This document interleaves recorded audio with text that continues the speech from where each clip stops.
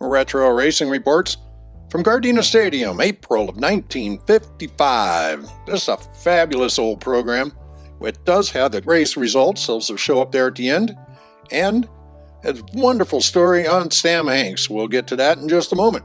Be sure to follow, like, subscribe, especially subscribe, that's the important part. So here we go on the cover.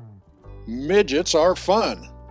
Sam Hanks, 1953 National Driving Champion from Burbank, he's telling Bing Crosby and lovely Paramount feature player Marla English, now appearing in Strategic Air Command, as Cal Nyday, the one-legged Indy veteran from Pacoima, looks on. Hanks, who won the National Midget Crown in 1949, will be making his 10th start in Indianapolis this year.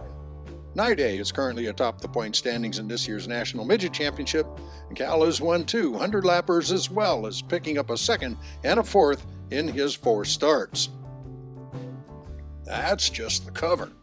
Something else to notice down here on the corner on this, there's a number and then there's this blank spot. I know here it says circle, but that's the 3rd page. They ran a raffle, and that was your raffle number for the day. Terrific. This is a 150-lap Grand Prix race. They're calling it Grand Prix in April. Hanks starts his 20th year. Story by Harry Culver. They call him the Johnny Longden of automobile racing, and that goes for Longden's old moneybags reputation as well as longevity in the saddle. That would be Sam Hanks, of course, a grizzled old vet of the Roaring Speedway at the age of 40. He'll be starting his 20th year of stomping the throttle to the floor tonight when he wheels out a shiny midget racing car, number 28 in J.C. Agajanian's 150-lap Grand Prix. Hanks has acquired a loyal following during his many years of campaigning on the country's raceways, and undoubtedly there'll be a group on hand at the new Gardena Oval who were there that night when the 20-year-old Hanks made his bow in little old jalopy-style racers on Atlantic Boulevard in 1936. The racer that the Alhambra Flash piloted so proudly that night was powered by an outboard motor transplanted from some random boat, and the heat was probably put together for something like $600. The shiny beauty that Sam will pilot tonight costs something like $8,000, and the cars that Hanks has tooled in the Indianapolis Speedway amount to an investment of around $30,000. It's been a long, long trail, but the glamour is still there for the effervescent Hanks. Well, just give me a big year and a victory on the bricks at Indy, and I'll be content to retire to pasture, he says.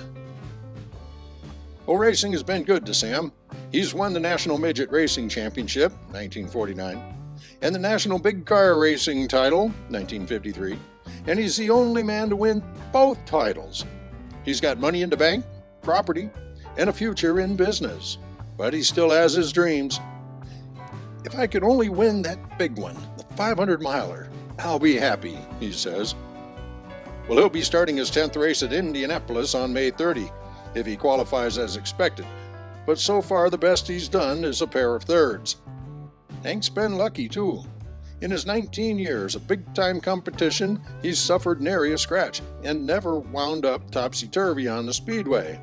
Well, we're crossing our fingers to avoid the whammy on that statement. Well, Hanks was bitten by the speed bug when still a student at Alhambra High School. One of his schoolmates was the late Orv Moeller, a football and baseball hero who later, as lieutenant colonel in the Air Force, was instrumental in getting Hanks assigned as a lieutenant in the engine section at right field. Hanks graduated from his outboard to an offie in his first year of racing, and by 1937 won the Pacific Coast Championship. Sam is most proud of having won 5 main events at the old Gilmore Stadium track where his rivals were Bob Swanson, Carl Young, Roy Russing, Danny Oakes, Harry Grimm, and Mel Hansen. Racing during Hanks' career became big business. In the boom days, a guy could race as many as 8 times a week, counting Sunday afternoons, he recalled. A good midget car driver could get as much as $50,000 a year. But supplying thrills on the Speedway isn't Sam's only contribution to the automotive world. He is now chief tire tester for Firestone, and he approves the new tires that go into the racers each year at Indianapolis. Last year, testing in the Firestone Special, he set an Indianapolis Speedway lap of 144.115 miles per hour, averaging 142.8 miles per hour for 12 laps. The Indianapolis record for racing cars is 141.2.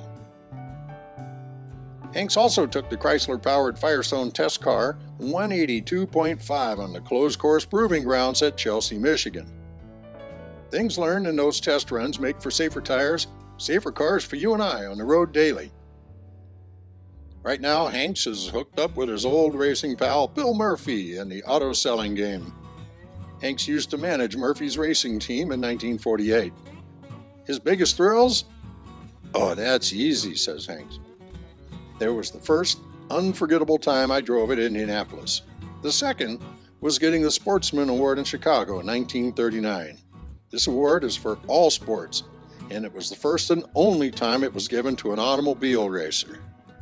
So this program is from 1955, as is that story, and it took 2 more years before Sam Hanks won the Indy 500. He did it in 1957. We can see our main event on the night. Dempsey Wilson finished first in the 150-lap event, with Cal Nide second. Be sure to subscribe to the channel. It just encourages more of this sort of thing, and we do appreciate it.